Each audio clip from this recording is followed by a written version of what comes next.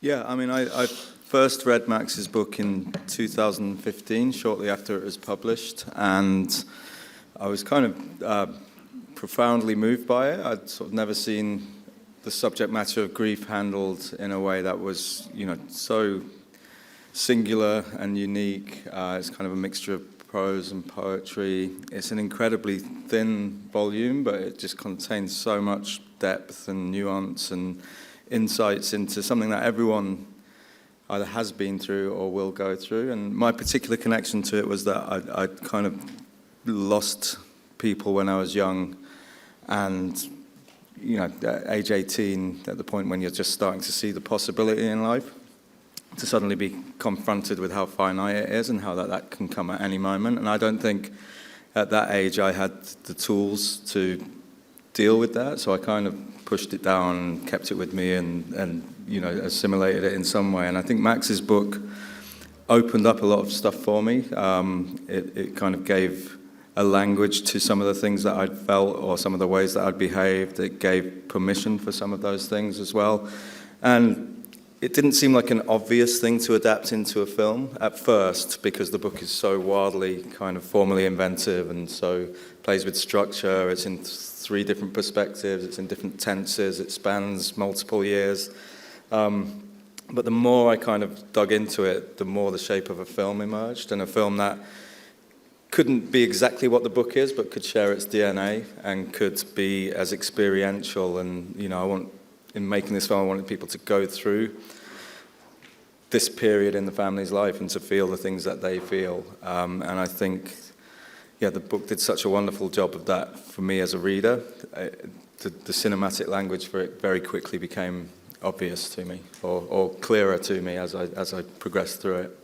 Like Dylan was saying, this bleed between the conscious and the subconscious is very rare. Well, a lot about this, I hope, is quite rare terrain for examining grief. It's male. It deals with this very particular milieu of man and age of man, but which is not so unique, but the way it does so, by bringing in something that exists psychically in the trauma of grief, but isn't represented or presentational in conscious everyday living, the mundane thing of how you get through the day, when the memory is going to hit you, when your disassociation is going to hit you, when your, what else, magical thinking, anger, how all those things that come up in behavioral psychology, which is also in the script and in moments in the film. But this subconscious thing, the dream state, the manufacture of some kind of manifestation of grief other than the day-to-day, to play off that in one film is kind of an incredible language, different language for me to work with The Crow, with the boys' experience of Crow and mine as dad. And there were just really deft moments in the script where it was clear to go back to sort of the causal reality of everyday mundanity, where, for example, he was getting angry quite a lot, but in different ways with the kids, and it's always at points of losing control. And that's what grief, the first car crash, adrenaline rush, full horror film aspect of grief really is, which is a realization that you're not in control. No one is. No one knows what's going to happen in 10 minutes. And it's so, in this instance, so sudden for this family. That the fear of that, I think, started to transfer into his behavior. So he'd be cross with them because he'd lost them in the woods. He'd lost another thing, but it wasn't really that. It was the fact that he'd lost his wife, and anything could be lost to him at any moment. And he realizes that and breaks down in remorse and asks for their forgiveness and just says, "I'm so sorry. I miss her. I miss Mummy so much." So it's very deftly written into the script in a more psychological way, but also in a sort of pseudo semi-conscious way as well. So both of those states to play with are really interesting, to be less verbal. Unlike me, I'm very verbal, unfortunately. That answer proved. In this film, we move through different aspects of grief. I don't want to say stages of grief, because I think the whole point of this film is to deny that kind of self-help way of looking at grief, that it's something that you move through in 5 steps and you're cured and healthy and, whole again at the end of it. That's not what this is about. It's about how you assimilate grief. And, within that, there's, as Benedict was saying, the initial horror of grief, the raw shock and the anxiety of, it's just happened to you.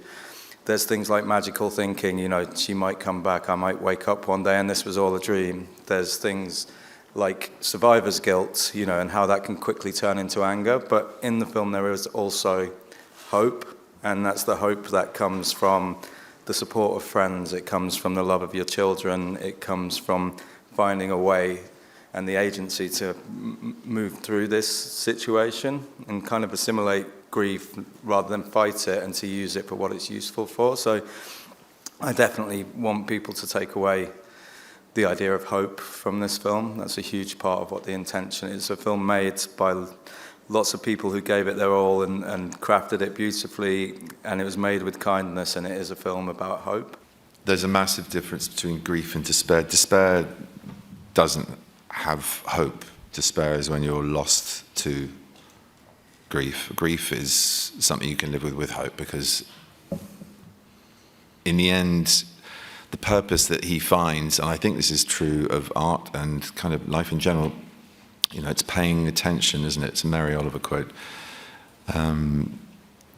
Attention is the beginning of devotion, and anything that involves an act of devotion becomes a sacred act. So therefore you are then engaged with something of profound meaning, whether that's in your work, whether that's with your family, whether that's in your belief or your practice, or how you relate to the world at large. And, you know, I mean, casual point, if you are in despair, if you're depressed, the minute you start to pay attention to yourself, say you go for a walk, you do some exercise, being in your body is an immediate way to release yourself from going inward. You're going outward, and it starts to relinquish the anchor of despair and give you hope. It gives you something else outside of what despair is, which is a singular trap circle of thought. And I think art has a magnificent power to do that in every form, you know, whether it's a painting or something in nature or a piece of prose or poetry. You know, every art form you can imagine, every observation you can make has something of hope, has the clarity of the divine in it, in my opinion. In some way, shape or form, you can seek that out, and it is a choice, and once you make that choice, it becomes hopeful.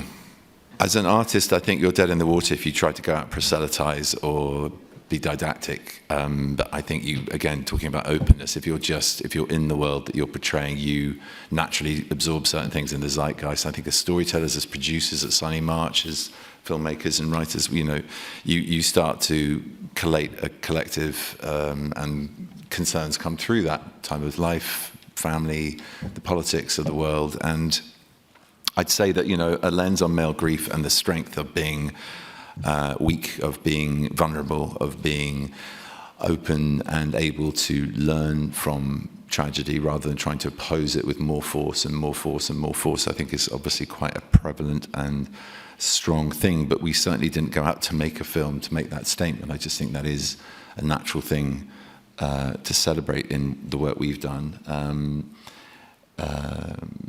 Yeah, uncertainty and emotional vulnerability are not sort of top of the agenda of the alpha male machismo that's being pushed as the strongman image of what masculinity is or should be. So I'm very happy to be part of storytelling that goes in the opposite direction of that.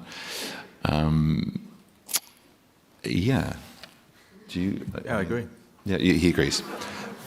Okay, you're welcome.